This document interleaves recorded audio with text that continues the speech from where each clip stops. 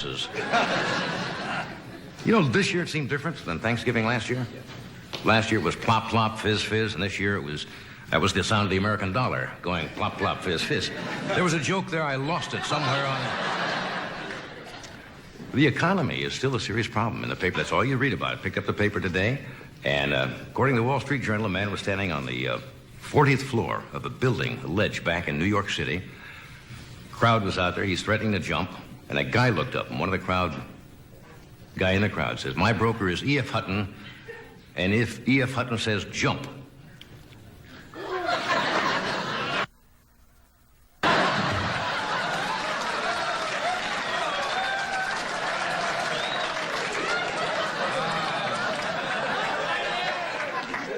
Wow, huh? I wish I'd have been with that guy. I thought I'd gone deaf for a moment. I came to the end of it. I said, my God, it struck me deaf. Well, anyway, we got some. The Christmas season now traditionally is here. The day after Thanksgiving, we are now in the Christmas season. It's a little commercial. It starts a little too early. The networks are planning all their specials. You know, they have one coming up, a musical special for Christmas called Gladys Knight and the Three Wise Pips. They are running out of ideas for Christmas specials. One network is doing a special called Charlie Brown Kills Santa Claus. Care for that.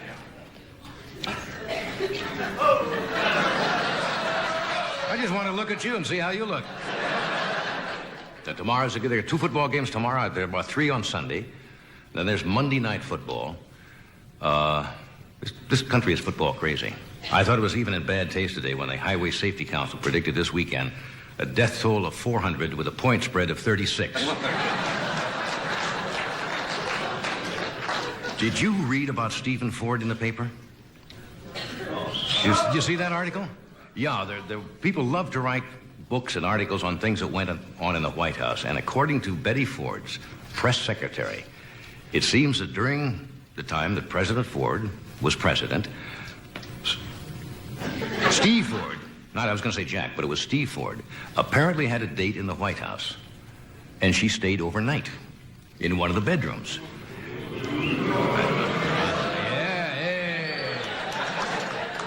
And Steve Ford woke up the next morning and peeks out the door, and Barbara Walters and a TV camera crew were there. It was in the paper today, going on a White House tour. But I understand Barbara was very discreet. She climbed between the couple and said, "Now, tell me exactly how you felt." Barbara was there. Actually, President Ford was not in the White House at the time. He was holding a high-level cabinet meeting down the street at the Ramada Inn. Well, what else happened today? Not much. You know what is a big success in Japan? It was on front page of the paper today. McDonald's has moved into Japan. They opened the 5,000th McDonald's around the world, the 147th one in Japan. And over there you get a hamburger, they call it, Hambaga, for 79 cents. And a Big Maca. That's what they say. A Big Maca is $1.79. Isn't that nice? Got 147 McDonald's in Japan. I knew we'd get even for Pearl Harbor.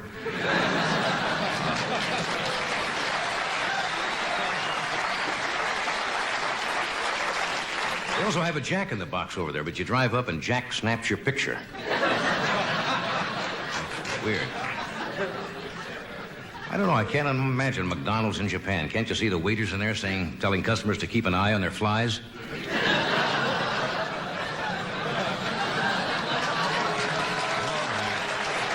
Okay.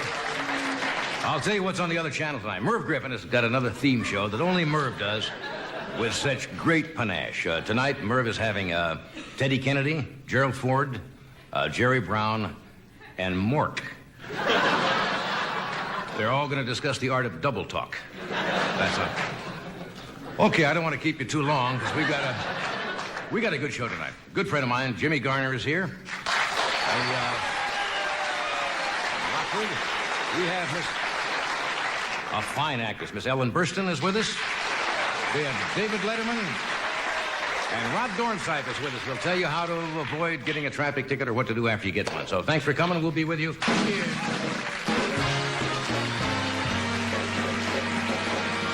We'll be right back. Okay.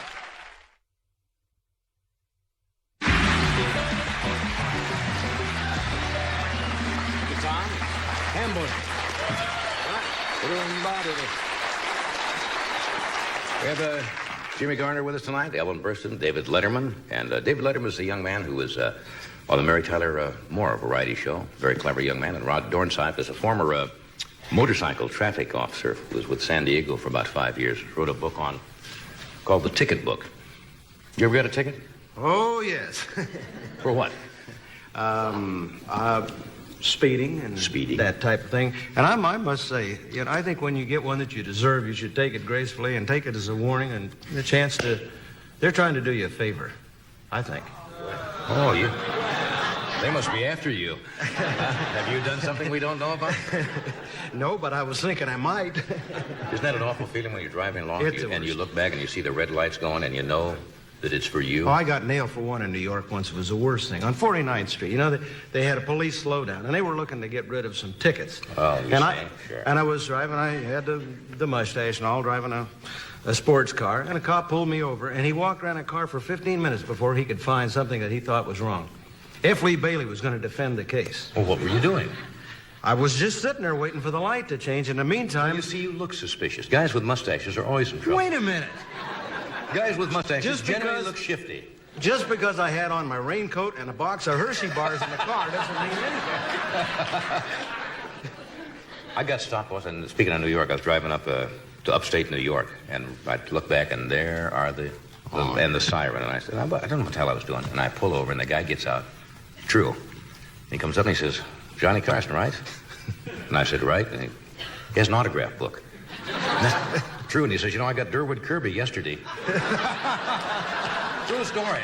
And I said, you're scaring people to death out here. Because when you see those red lights, you want to go, you don't know what they're after you for. You only want an autograph. All right, incidentally, yesterday, as you know, was Thanksgiving, and we missed observing a very important birthday. Wonder how many of you knew whose birthday it was yesterday? Franklin Pierce. Oh, darn it. Franklin Pierce was the 14th president of the United States. I'll take your word for it. Well, he's not known. See, he's not known. The only reason that Pierce became president, he looked so good after Fillmore. Millard Fillmore. Yeah. Anyway, I just thought I'd mention that. Okay. Well, that's the kind of stuff that these people are here. It keeps things alive. It isn't all just beer and Skittles and laughter here. We got to give these folks some information, too. Right. Smart outfit. If you're going to war.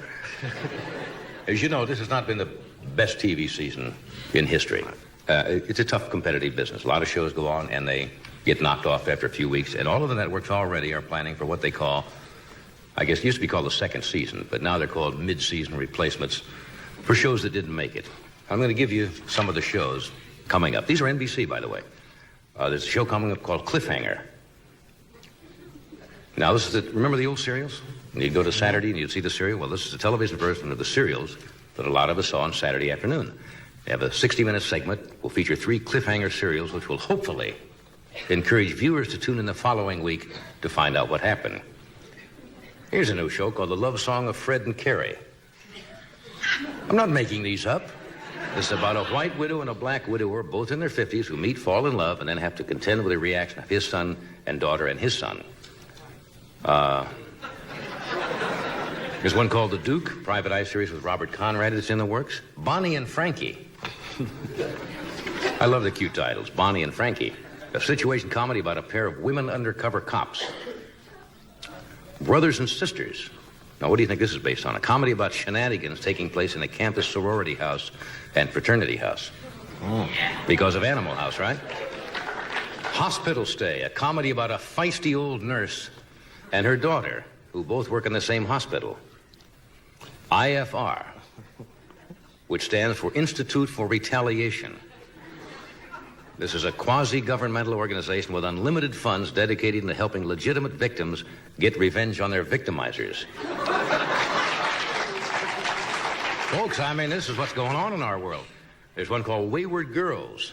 Well, I certainly hope so. That sounds good. I like it. Yes, a comedy set in Miss Wayward's School for Girls. Oh, now I didn't get that. Miss Wayward's is the lady who runs it. You see how cute they are? Wayward, a comedy set in Miss Wayward's School for Girls. With the girls, a bunch of mischievous juvenile delinquents. And with a headmaster, a former assistant warden at Sing Sing. Now, folks, this is the high caliber of network thinking. Those are a few of the pilots you will see. And, of course, for everyone that gets on the air, there are probably 40 or 50 that do not make it. Our staff checked into some of those that did not make it. You will not see, but luckily we managed to get some still pictures taken during rehearsal. And if you watch the monitor, we'll tell you about some of the pilots that didn't make it. Here's one called Laverne in the Icebox. It's a comedy about a girl from Milwaukee whose roommate is a frost-free refrigerator. And Laverne is unable to get dates because both she and her roommate are frigid. This is one that didn't get on. Okay, didn't make it, folks. Here's another one that I kind of like. This is a Wide World of Sports special called the Pinto 500.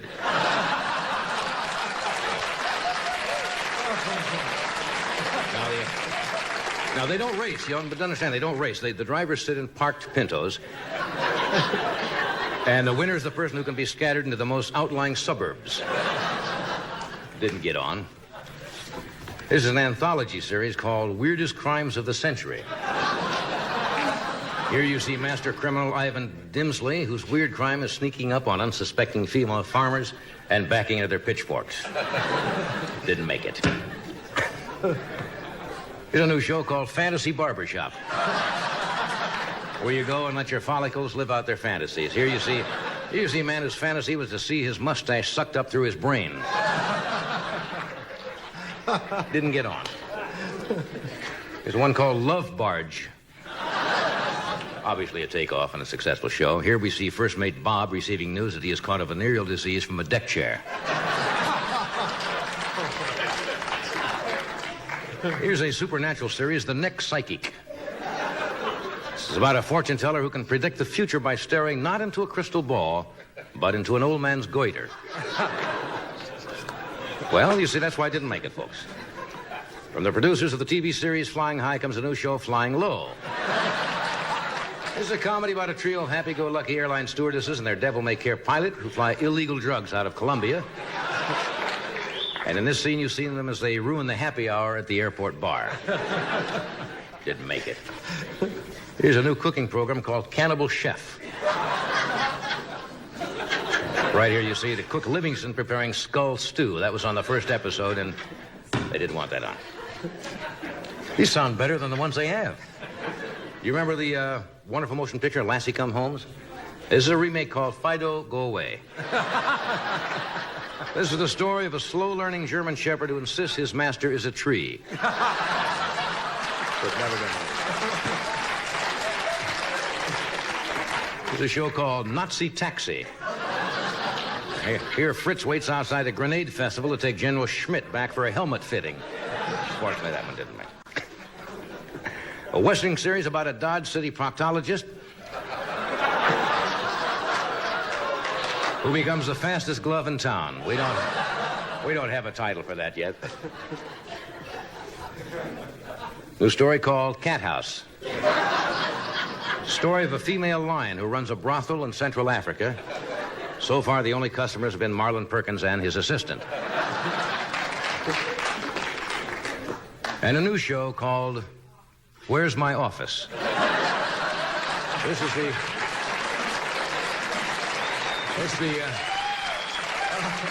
is the story of a man who continually sets up a desk in a field, hoping someone will build a wall around him so he can hang up his mementos. Those are just a few of the pilots that didn't get on.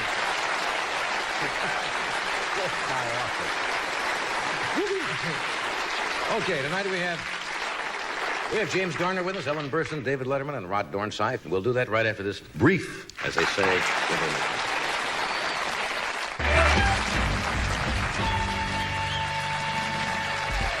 We are back. My first guest tonight.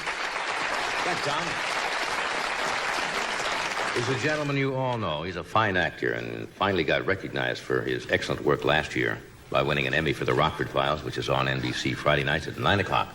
Would you welcome Jim Garner?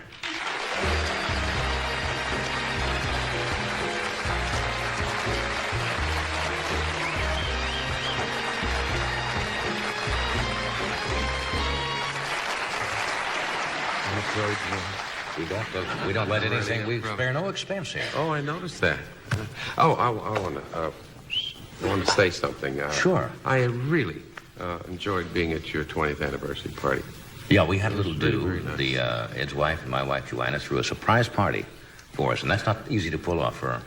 Ed and I started on a show called Who Do You Trust back in New York, and then 16 years on this show. We had a 20th anniversary. We walked in Chasen's. I thought it was a political rally. She said that I think at that time it was for Carrie Peck. She says, won't you drop in and say hello? And we walked in, and I saw you, and I saw a lot of people, and I still didn't get wise because you were the kind of people that might be at a rally. And all of a sudden we found out, well, you know what I'm talking about? Stars of your ilk or stature could have been associated with that. Well, I had a pleasant time. Did you really? A pleasant Oh, time? it was a pleasant evening.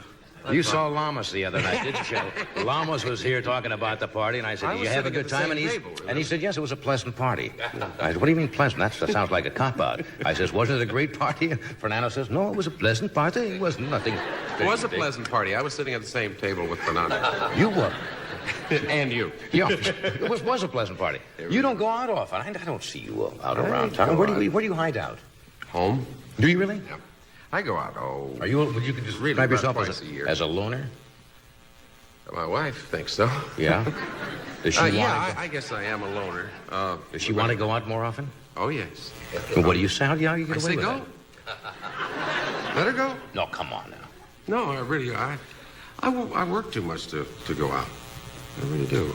When I get home on a weekend, I can hardly walk by the Friday night, you know. Really. No, what's a typical night at home for you? You don't have to go into. You really want to hear it? I think these people would like to know. Tell you a typical night. Sure, listen. They'll find this thrilling. Here's a big star who's going to tell you how glamorous and exciting it is at the Garner's household. You want to hear the whole day? Just if you want, Just the evening. whole day or whatever. Well, the whole day is up about 5:30, 5:45. I get to the studio. In the morning? In the morning, about 7.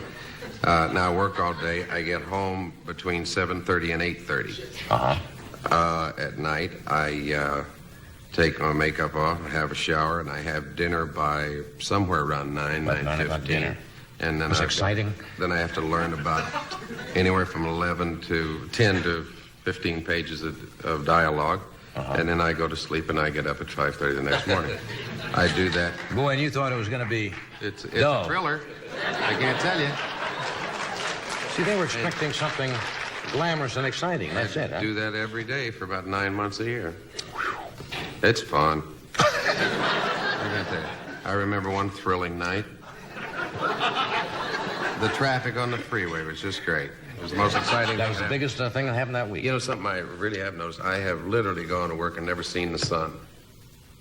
What I have gotten to work before the sun comes up, and I've gone home afterward and never left the stage. And they all begin Never to shout. seen the daylight. But for And that, when you they get send me that check, I don't mind. you get almost $300 a week, don't you, for that show? Why, are you getting that much? Yeah. Didn't you know? You can get almost $300 now a week.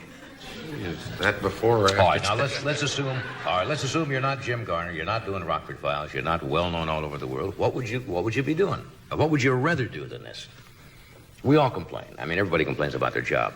That's really hard to say. I think if I found something I like better than what I'm doing, I'd probably do it. Mm-hmm. But I think I would like to have been one of two things if I hadn't have been an actor, and that would have been either a professional golfer or a race driver. Yeah, I know you're about a 2 handicap or 1 handicap golfer. Oh, somewhere in there. Well, that's pretty close to scratch. Now that's Yeah, well, no, I'm about a 5 now. yeah, that's very tough. Because I only play about 3 months a year. Yeah, that's when you're not getting up at 5:30 in the morning. I don't have time to play during the working season. Yeah.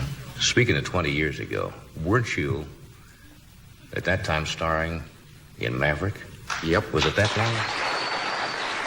What? 21 years ago. I mentioned that to Freddie DeCorda this afternoon. We sat there and says, no, that can't be. It was 10, 12 years ago. But that was 21 years ago? 21 years ago. That does not seem possible. Well, And that I still saw plays, one the other night. That plays around, doesn't it? Oh. Well, when I was watching television at 1 o'clock in the morning, one of them came on the other day, and my stand-in, who was still with me, Louis Delgado, and my stuntman, who was still with me, he's as old as I am. And I saw it, I couldn't believe. We all looked like about 16-year-old kids. It was just amazing. It was a And good they're show. still That was a darn good show. Yeah, it was for what it was when it was. Yeah. I don't think it holds up, but at the time it did pretty good. Steve Allen and Ed Sullivan didn't like it too well.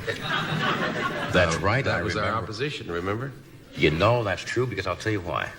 I went on Steve's show at that time. That's when Ed Sullivan's show was on. You came on, and Steve Allen had his hour variety show. And I remember, and Steve has still got the film clip. I didn't have it, and I went on. I was trying to think of a bit to do on Steve's show. I saw it, yeah.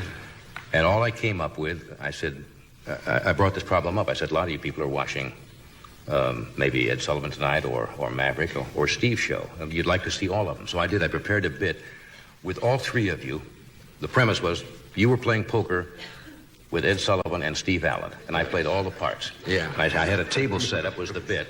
And I sat down and dealt the card. I put the hat. All I had was I couldn't do you because I didn't have the voice, but I just put the Western hat on and says, how many cards? Then I'd change seat and give me two cards.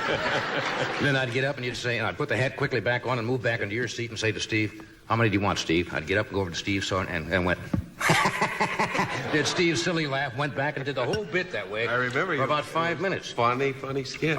That's right. That's why I remember you. I exactly saw it opposite. about a year ago. I think somebody. Steve was doing a retrospective or something, and he pulled that out. And I had not seen it in, well, that was 20 years ago? That was 20 years ago. Whoa. Didn't they do also, didn't Ralph Edwards do you on This Is Your Life? You remember This Is Your Life? Yeah. That was a hot show. Which at that time was live, and the recipient was not supposed to know. No, of course. They tried to trick him and get him to the studio. I'm one of the few people that knew. You knew? The secret is out. Yeah, by accident, I found out about it. I was late to work. Yeah. First time I'd ever been late to work, and somebody came to our door at 8 o'clock in the morning. I was supposed to be at the studio at 7, so he thought he was safe. And the doorbell rang, and I jumped up, and I said, my God, I'm late. So I ran in the bathroom. My wife answered the door. And Hugh Benson, who was an executive of the studio, said, well, I'm here to take care of you and the baby and everything, because today they're going to do This Is Your Life on Jim. She said, oh, well, I'm going to have to tell him. He says, you can't. The phones are cut off at the studio. Nobody can talk to him. You can't tell him. She said, oh, yes, I can. Honey. And I came trotting out, and he just bumped. Now you had to play it like you didn't know. Well, the problem of it was I refused to do it. You wouldn't? Oh, no, I didn't want to do that. But he says, you've got to. I said, I don't have to do anything. Because He said, they were going but what about your grandmothers? And your mom and dad and all your relatives and your friends have been here for 5 days in the hotel rehearsing. That's where the Now, voice that's would blackmail come off. if there That's ever where was. the voice would come off stage. Hello, Jim. You remember me? Then they'd wheel Granny out. Yeah. Half the time the people did not want to see Grandma. There were times when they didn't want to see him. Right. Oh, they did say, yeah, I had some. Did you go through with it? Oh, yeah, I had to. Of course. That's show business. The show must But be it was kind of fun. I put them on all day. I was absolutely terrible. Anything they wanted to do, I didn't want to do it. And Jack Kelly and Jack Casey, a PR man, were assigned to me to keep me busy and not, get there too early. It was a photography session right across the alley here at NBC. And I said, let's go on over there. And he said, no, let's have another drink. And I got them plastered. Both of them were ripped. And they didn't know that you knew all that. They didn't know that I knew it. And when Ralph Edwards came on and did the whole thing, how are you going to fake it? So I just got angry. And I turned around and I kicked at Jack, and he said, you. And it was live television. So I got... Like we are. Like we were. Nobody can read that. Should I said S.O.B.? No, just make a difference now. That's, Anyway, that's after the fact. I got back at him for, That's funny. yeah, it was really weird. There was one instance, and I'd have to check with Ralph Edwards. If he watches it tonight, he'll probably let me know. But somebody would not go on. Who was it? And they were all ready, and he was next door, or he was in a restaurant or something. And when the time got ready to bring him on, He was in Brown Derby. he would not go. Was it Lowell Thomas? It was Lowell Thomas who would have... Is that name? I don't know whether he did. No, he did go on. There was somebody but who... he really hated it. Yeah, He kicking just and put screaming, down they drug him in. And Ralph Edwards is saying, "This is your life. I don't want to go on." And it was a great night. I did more or less the same thing. But Every time he got modeling, they do that. Oh, yes. If they can get... Bring It's on like your former they school teacher actually- and... Yeah, they brought out my old commanding officer in the Army, and he said that I saved his life. I was wounded before he was. You didn't? I didn't save his life, and I mentioned the name of the guy that did because I happen to know about it. But people get on there and say the weirdest things. Did you point it out that you didn't save his life? Yes, I did. I said there was another fellow there, wasn't there? Oh, yes, he was there.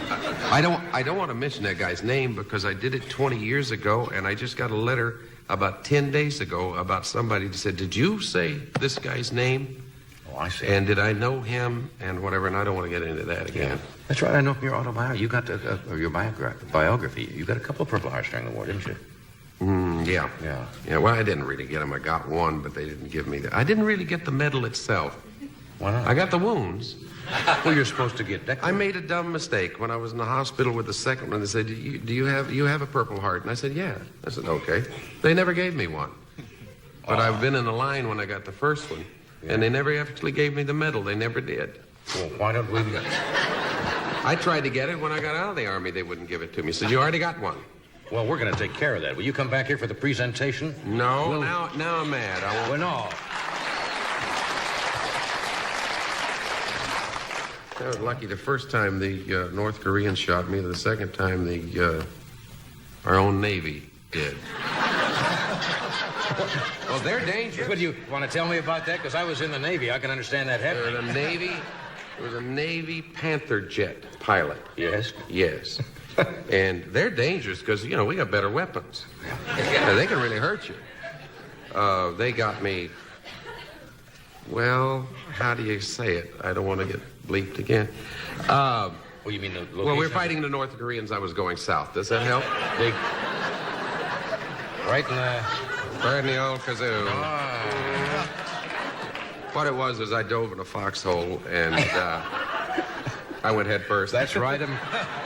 Such an inviting target, he probably Yes. just says, "Hey, let's practice." Well, it was hard to miss. Weird story. Let me take a break. We're coming right back after this.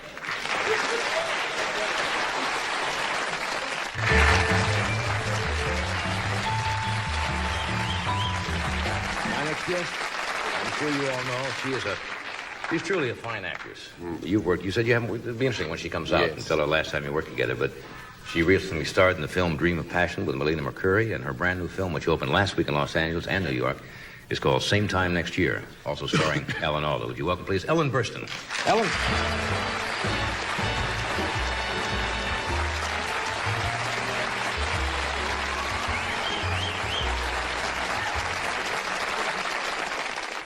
She doesn't know God.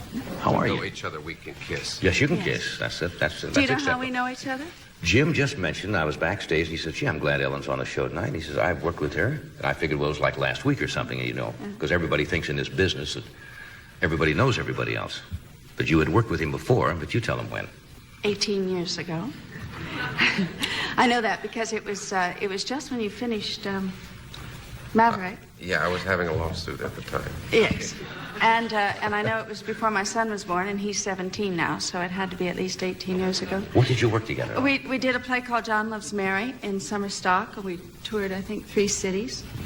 He was so popular at that time that it took him an hour and a half to get out of the theater at night. He had to sign all the autographs for everybody who came to the, we'd do those tent shows, like for 2,000 people. And we had connecting dressing rooms, and the people would file in my dressing room and out his. They never stopped and asked for my autograph. It just on the way, is this way to Mr. Gardner's? It's that television exposure, that instantaneous recognition. Jim said he has not seen you. I don't think since that time. That's right. We have not seen each other in 18 years. Well, in this business, we're all very close. But that's a kind of a misconception. That's a myth that all entertainers know each other well, and like we have a cookout at each other's house every night. And Jim and I had a jammy party last week, but outside of that, nothing. Everywhere I go, when I meet people who aren't in the business and they assume that I know everybody in the business, what they want to know is, what's Johnny Carson really like? What are you going to say? Because we don't know each other well. That's right. We've met, but that's kind of a myth. Say, same time next year is a wonderful play. Thank you. And I've read some great reviews on it. For the people who do not know, because we have a small film clip, you want to fill them in on what it's about? It's about a couple who meet at a resort initially. It's a couple who meet at a resort accidentally. She's on her way to a religious retreat, and he's out of town doing business. And they're both married, right? And they're both married and have families, and they meet and they have an affair that weekend. And they decide that they want to stay married, and they love their spouses, but they also care for each other, so they make a date to meet at the same place once a year. And so the picture covers 25 years, just their meeting each weekend. For 1 weekend each year. It's a great premise. Yeah. And you cover it in a series of what, about 5-year intervals or something like that? They're 4 or 5? 5-year intervals, yeah. And it's wonderful because it's sort of a history of America and what we've been through in the last 25 years. So, as I was doing it, I remembered all of the changes that I've gone through. Because you did it originally on Broadway. Yeah. And now you did the movie. Was it like, after you've been away from a part for a while, was it like coming back to something very familiar, or... Well, yes, except I had a new boyfriend. That's right. So, was Chuck Grodin in the... Chuck Grodin was the original George, and Alan Alda is in the film. And so it was like having a new love affair. Yeah, that is strange, because the character, when I saw it, would change, because you go through the Berkeley, the radical 60s, and you see the people's attitudes and changes, and it says a lot. Yeah. And it's kind of a fantasy, I suppose, for a lot of people to fantasize about something. Everybody can identify with that kind of a story. I don't know. Do you think you could get away with that? Once for a weekend, once a year?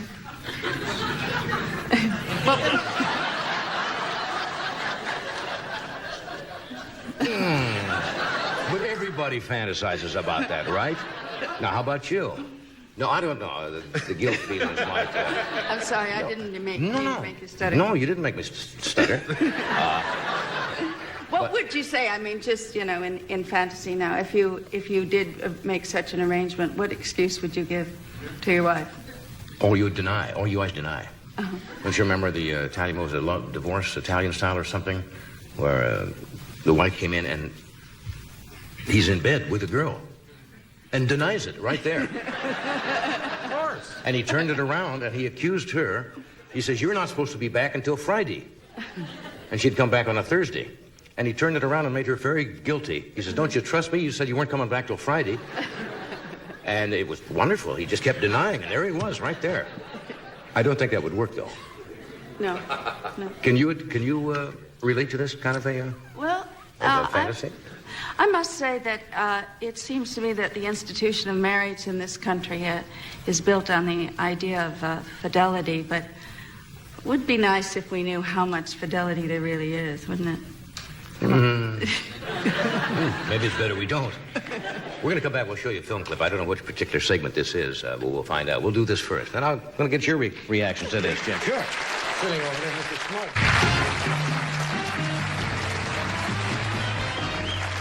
We just talked about making pictures of how difficult it is, because one thing I like about television, you asked me if I did, are we going to do a picture or something?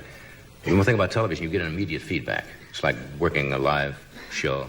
You either are good or bad, and you know immediately. When you make a picture sometimes, 6 months later until the picture is out, you're not sure whether The way it's going to be put together is the way you envisioned it when you did it, and how it'll be received by the audience and the critics. Yeah.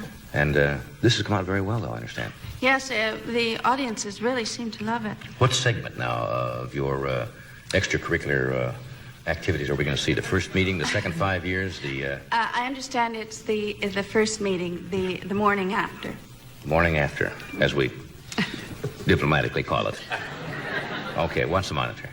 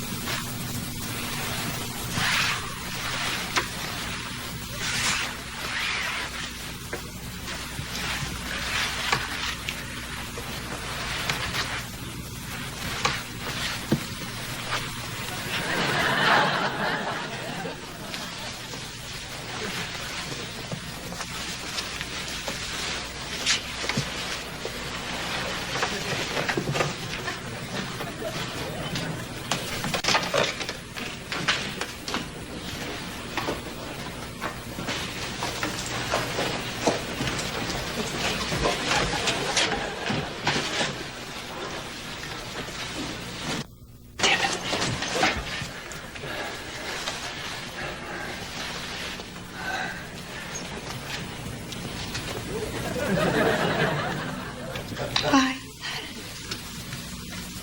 Hello. It's a real sharp-looking outfit. What time is it? My watch is on the bed table.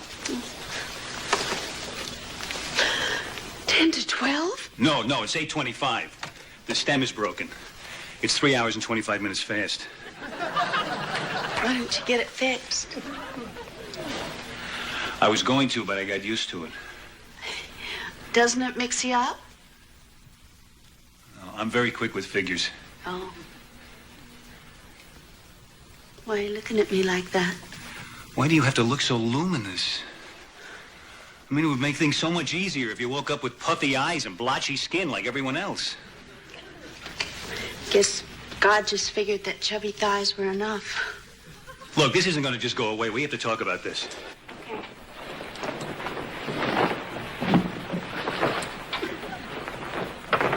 Where are you going?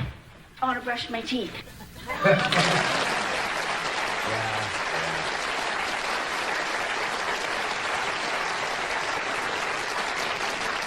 So that's the way it is, huh? That's what it is. I've There's often so much wondered. better looking at that than when I was on the show with Don Denver while you were away. We looked at a clip of Dream of Passion, and I couldn't look at it because it was so ugly. So it was nice to be able to see a nice, happy. Yeah, that's lovely. Yeah. Are you able to watch yourself critically without... most actors or actresses are not. They look at it and they say, oh, I could have done this a little better. I could have had a little nuance here, maybe a little different look, or you say once it's done, and you've done your best, and that's it. Well, I always look at the dailies. I look at each day's work, and I'm pretty objective about that. But then after it's over and it's all cut together, when I sit with an audience, then I always feel real cringy and embarrassed. So I only see it once. And then sometimes after it's been playing, I'll sneak into a neighborhood theater and... Did you get a reading on it? And just watch the audience then. Yes, since I caught Mel Brooks doing that once. I went to see Blazing Saddles, and I came out of the theater, and there was Ann and Mel standing in the back of the theater like he's rooting the crowd on. He just wanted to get it. You know, he said, hey, that's a great picture. I thought it was one of the ushers standing there. He just ducked into the picture to see what the reaction was, which is not a bad way to do it. Well, it's a good way, you know, only the audience can tell you whether or not In the you're long run. doing what you mean to be doing, you know. I asked Jim this question. What would you do? Acting obviously is very important to you. You're very skilled at it. If you hadn't become an actress, what kind of life do you think you'd want to lead? If tomorrow you couldn't act, it says, okay, you got a second choice now. Well, I'd love to go to the moon. Or anywhere else in outer space. So I don't know if I'd qualify for an astronaut, but... I think they have ladies in training now. Uh-huh. Yeah, sure. But I'm still acting, so I probably won't do that. Well, when that's true, we'll book the moon. They have theaters there, so who knows. We'll take a short break. We'll be right back.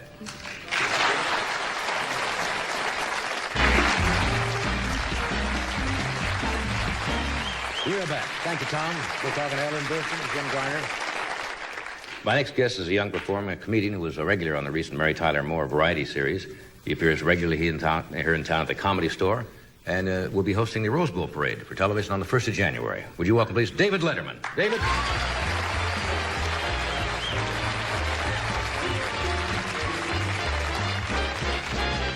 Thank you, thank you, thank you. How many of you folks here have never been to a TV studio before? Applaud if you've never been to one of these things. Okay. How many of you have been here before? Applaud if you have been here before. Okay. All right, now how many of you who have never been here before today are here with somebody who has been here before? Applaud. Okay, now, listen carefully. This gets a little confusing at this point. How many of you out of that last group are in this country illegally? Could we just hear? Great, fine. Looking for yard work, I'll bet. Well, nice to have you here. I just got back into the United States. I was in Canada, and I flew back a couple of days ago. I flew one of those bargain flights, $99 one way, and literally no bargain. You know, it's hundreds of drooling indigents fighting over tubs of gruel in the aisle of the plane. Immigrants and people who haven't been vaccinated looking over bad fruit and stuff. So I get up and I go to the lavatory of the aircraft, and there's this enormous sign above the toilet that says, "Do not place metal or glass objects in the toilet." Now, that always ruins a trip for me. I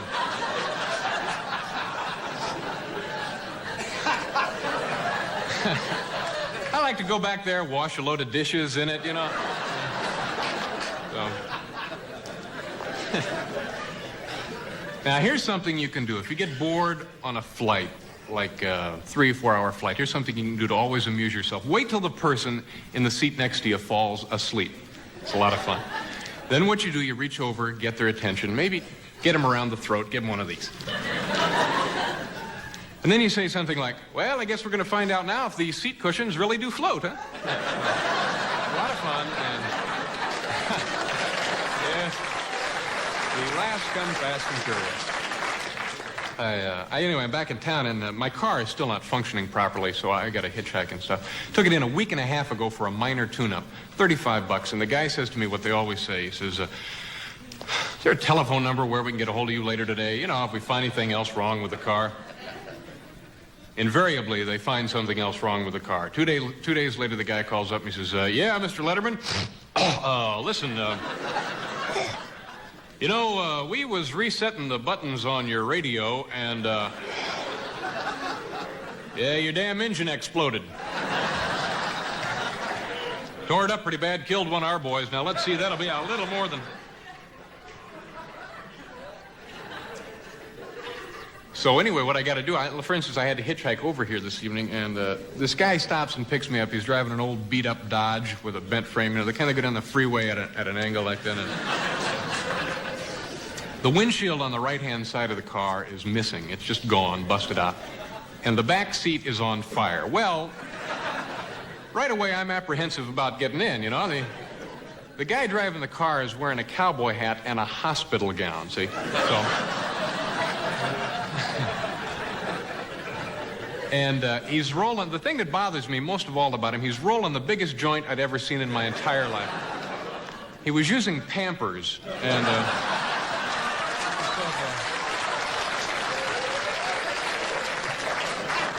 it's awful. We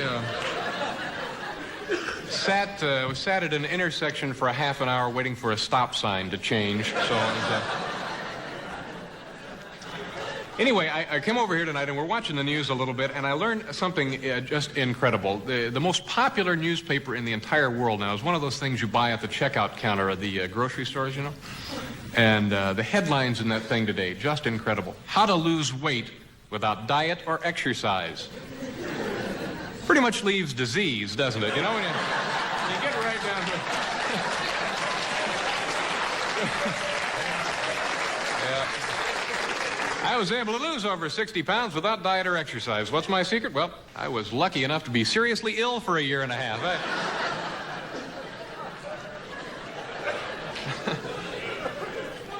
It's pretty surprising to me that you learn anything on local news anymore because it's all feature oriented. You know, you don't have any hard news. And they're 2- and 3-hour newscasts, so they load it up with a lot of stuff you don't care about. And you hear things like, no more oxygen for planet Earth. Well, we'll get to that story a little later if we have time for it. But right now, Arlene has a fascinating feature report about your cat's #1 problem. Fur balls. Arlene? Thank you. How many times have you and the members of your family been scared silly because you heard your cat make this noise?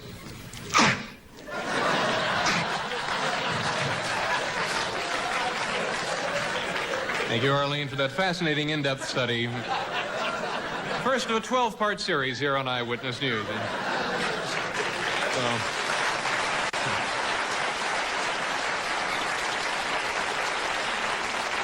I used to work for the Eyewitness News station back in Indiana where I lived, and thank you. Folks hoping to win a prize for that, I'll bet, huh? The concept of Eyewitness News, you know, make it as funny as you possibly can. So one day there were 3 murders in the city, and the news director didn't think it would be real amusing to have the anchorman report all 3 of these murders back to back, so they gave one to the sportscaster to do, see? And the guy is reading baseball scores at the time. Well, first in the National League, it was the Mets over the Braves 3-2. Reds got past the Cards 5-4, and the Dodgers murdered the Giants 9-0. Speaking of murders... Looks like 45-year-old Eddie Poster won't be going out to the old ballpark anymore. No, Eddie was gunned down last night during a liquor store holdup. Once again, that final score, liquor store 1, Eddie nothing.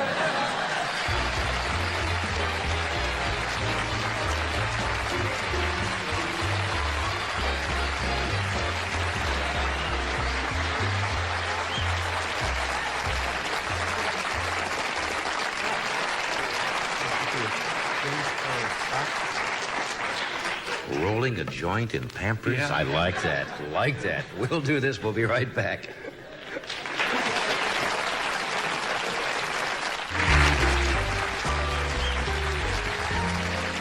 guys, you're talking to David Letterman. You know, that's very funny stuff. Thank you That's very new much. and it's fresh and everything.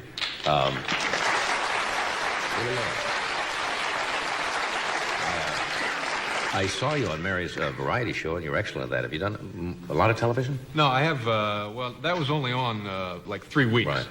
And so people don't recognize me much for that. I used to work at an adult bookstore. I get recognized a lot for that. But, I'd done a couple of things. I was on a show 2 weeks ago, the Battle of the Network Stars, you know.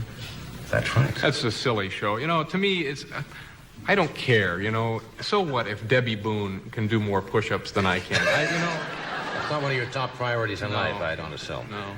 I've done some commercial work, or turned some down. You have to be very careful. Yeah. They called me up and they said, we got a product here. Well, you folks probably got it, like an electric bird bath, right? Everybody's got one? Yeah. Well, what they do, they heat up the water in the morning so your bird doesn't catch cold out there taking a bath. So I researched this thing, and I went down there, and the guy said that the thing worked perfectly, but they were getting a lot of complaints because people weren't reading instructions, and the birds were getting electrocuted. And he said they got over 500 letters of complaint from people who had their birds die on them, but out of all of those people that wrote in, not one of them ever took the trouble to put the little rubber safety boots on the bird before they put it into the water. So, It's their fault. yeah, absolutely. They should not, the company should not be held accountable for that. I know you're from Indiana. Did you work in local radio and television in the Midwest? I did. I'm from Indiana, and I guess we had folks from South Bend here, right? Yeah. It's beautiful there. What a town. Yeah, I used to work in... You know, the one thing I'll never... Well, this happens to everybody. That the kind of thing I'll always remember as long as I live, growing up in Indiana, is when Dad used to tease me with the power tools. How many of you... Did you have that? What a guy. What a guy. Sense of humor. Yeah. I'll never... Yeah, he... chase you around the house with a belt sander. Yeah. Get your attention real quick. Yeah. Come from a funny family. I just asked David, you've been working at the Comedy Store, and I said, how's it going? You said, well, you'd rather be working other places for for real money. Yeah, the Comedy Store is a great place to go. You get an audience and you work out new material. I've been there for 3 years, and but after a while you get the itch to go out and earn some dough. So it's a wonderful place to work. So I'm hoping to get out a little more. I work a couple of dates in Baltimore with Tony Orlando. That's an itch. Tony Orlando, you wouldn't think gets an older audience, you know. You open the auditorium and you don't smell popcorn and you smell Vicks, so you know that it's going to... hymns on the Muzak that they have to turn down before the show starts on. But I could always go back to local broadcasting. Yeah. I did a lot of that. Newscaster? Or, yeah. Right. We used to have, it was the local eyewitness news team, and my favorite part of the broadcasting day was always the station editorials. Because you got to remember one thing, you can't be very controversial. Yeah. They always pretend to be so controversial, but they never can. Secondly, it gives the station manager the opportunity that he doesn't often get at coming on TV. And so this guy would come out, and he always looked good, had on about a $4 suit and an $8 toupee, you know, and made out of the same stuff. And this guy would come out, and he'd say something like, Channel 13 would like to take this opportunity to say that we are diametrically opposed to the practice of using orphans as yardage markers at driving ranges. We're just... You can't fault a man like that. You really I have a feeling from your shot on this show tonight, you're going to be working a lot outside the Comedy Store. Thank you. Really. I hope you come back with us. I'd love to. Yeah. Thank you very much. We'll be right back.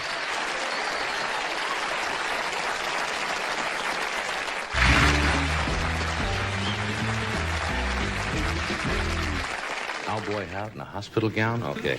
My next guest has been with us once before. He's a former traffic officer who's written a book called The Ticket Book. And it's a driver's manual, I guess, for avoiding tickets and what to do after you get one and if you go to court or how to avoid going to court and et cetera. Would you welcome Rod Dornsife? Rod?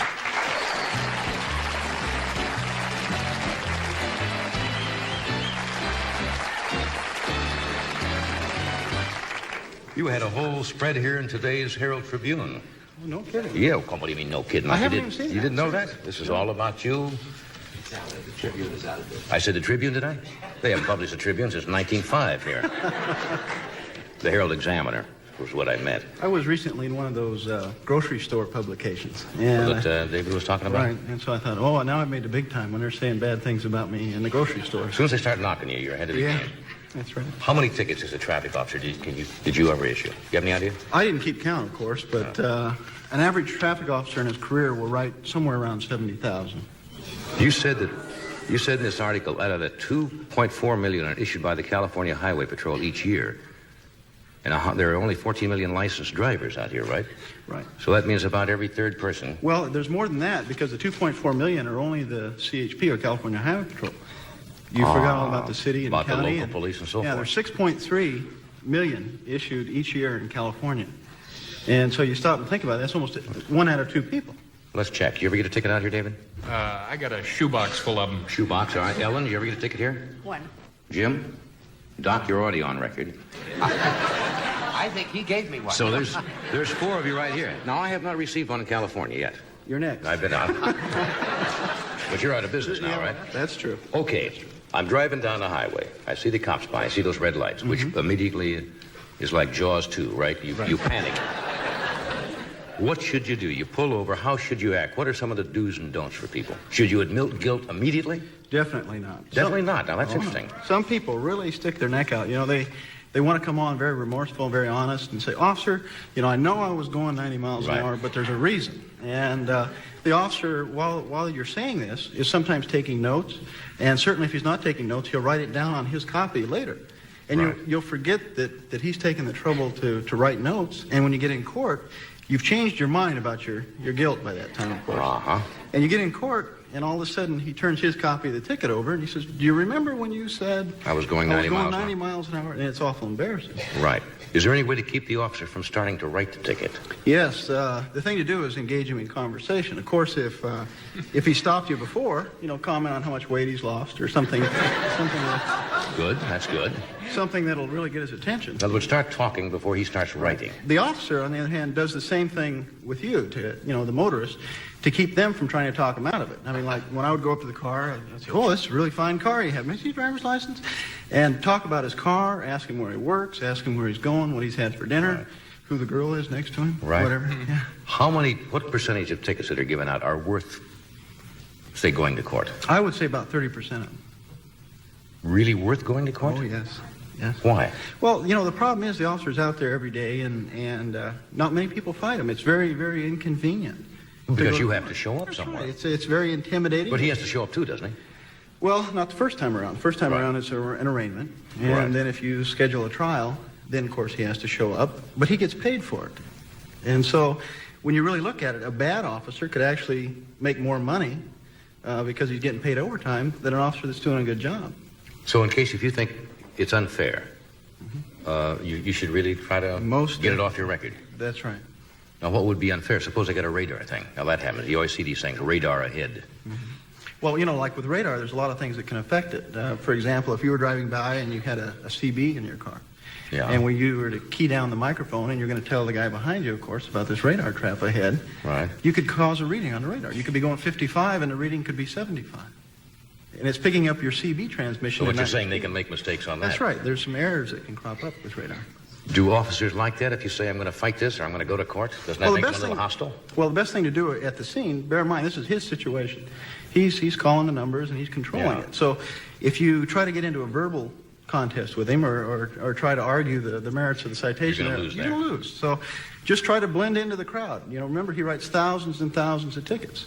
Try to be Mr. Average. Just don't say a thing. Go along with whatever he has to say. Yes, sir, no, sir, and go on your way. And he won't remember you. What about these things I see advertised now about radar you can put in your car that lets you know if there's a radar thing ahead? Are those legal? Right, that's the fuzzbuster type Yeah. radar detectors, right? Yeah, they tell you when you're coming to a radar control zone. They're legal in all states except Virginia. But in Virginia, they had a recent situation where the guts of the law, in essence, was overturned by a Supreme Court ruling whereby they said, not only do you have to possess one to be guilty, but you have to possess it for an unlawful purpose. And it has to be in use, and it has to be in use for an unlawful purpose. So you can see Is how that, difficult is that an it is. unlawful purpose? If you have one in your car that lets you know that there's a radar? Well, theoretically, yes, but there's so many, there are some lawful reasons for What could using you it. say? You're looking for enemy planes? They're not going to buy that. You can't say the Germans may attack. I'm carrying this in a car. What, Well, some truckers have argued, I know in Alaska, they use radar detectors to find delivery points. Right. They'll broadcast with a radar beam, and the truckers will home in with their radar units, or Yeah. radar detectors. What happens if somebody gets, now this, how much of this goes on? Guy gives you his license, and under the license is, say, a $20 bill or a $50 bill. Not as much as it used to. No? 10 years ago. That was, California, I know, is very tough. oh, in the West, Yeah. you'll go to jail just right now if you drive that. But I heard a story the other day where a guy was telling about how easy it was and how clever a way he had. And what he did is when the officer come up to the window,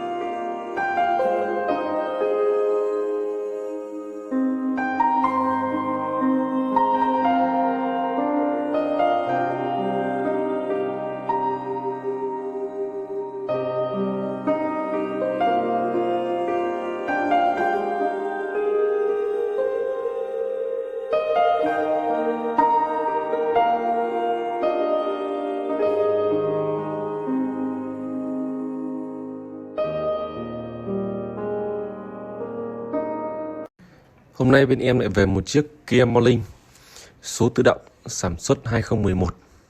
Chiếc xe nhập khẩu nguyên chiếc ở Hàn Quốc và phiên bản màu xám lông chuột. Tổng thể em sẽ đi một vòng để xem tổng thể chiếc xe. Chiếc xe được trang bị la răng đúc và đã được độ các bác nhé. Tay nắm cửa để mạ chrome, la răng đúc thì khá đẹp.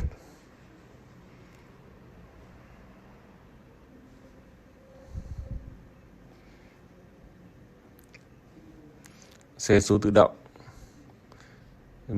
mua được cho phụ nữ đi từ đón con đi học thì rất là tuyệt vời, nhỏ gọn. Morning là một trong những dòng rất là tiêu thụ nhiên liệu rất là ít.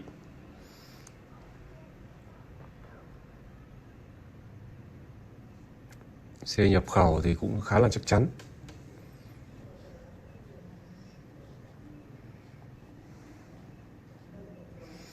Tuy nhiên là cái màu này thì không sang, màu xám lông chuột thì cũng không sang các bạn ạ.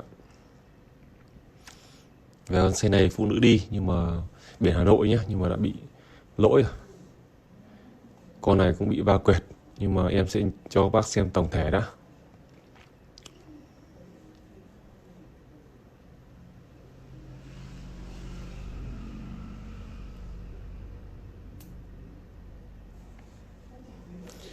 Xe thì đã được dán được 2 dòng chữ cách điệu Sport thể thao, nhìn rất là thể thao luôn. Và em sẽ cho các bác xem đến phần nội thất đi.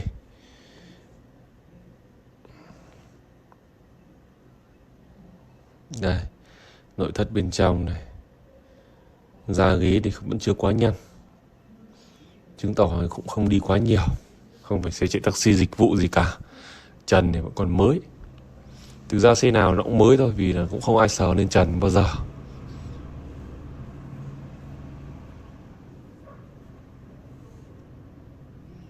Ok, đây, hàng ghế trước gương kính chỉnh điện, ghế cũng khá là ok, không quá nhăn. Cần số, mọi thứ. Đây, xe đã tích hợp màn hình kèm cam lùi luôn. Vô lăng thì tích hợp phím gảy, rất tiện ích. Ghế thì có những chế độ và xí ghế. Xe thì có rất nhiều 6 túi khí nhé.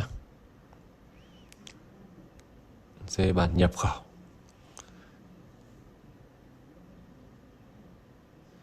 Và em sẽ cho bác xem phần máy móc. Con này thì phụ nữ đi, vì vậy nó cũng bị va quẹt. Bên em thì chuyên các dòng xe va quẹt. Dãy máy móc thì bên em đã dọn rửa rồi, nhưng mà đấy, các bác thấy là bên trong nữa đó, có nghĩa là bị va quẹt vào tận phần bên trong, vào phần khung các bạn nhé. Vì vậy là mua đưa con đi học thì được, nhưng nếu mua để chạy dịch vụ thì, hoặc mua để chạy đường núi nữa thì em không cam kết gì đâu. Chỉ đã chạy lại rồi nhá.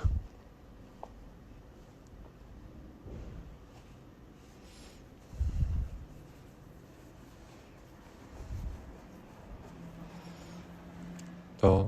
Và túi khí 6 túi khí nhưng mà đã bị bung hết rồi, và bên em đã khắc phục nhưng mà không khắc phục được hoàn toàn. Vì vậy túi khí nó vẫn chưa hoàn toàn là không ổn định đâu. Vì chiếc xe này thì đã bị lỗi như vậy thì bên em đang giá bán với giá là 140 triệu. Và bên em đã rút hồ sơ về cầm tay rồi. Ai mua liên hệ sớm với em. Có số điện thoại em để trên góc màn hình. Và xin chào tất cả mọi người. Hẹn gặp mọi người.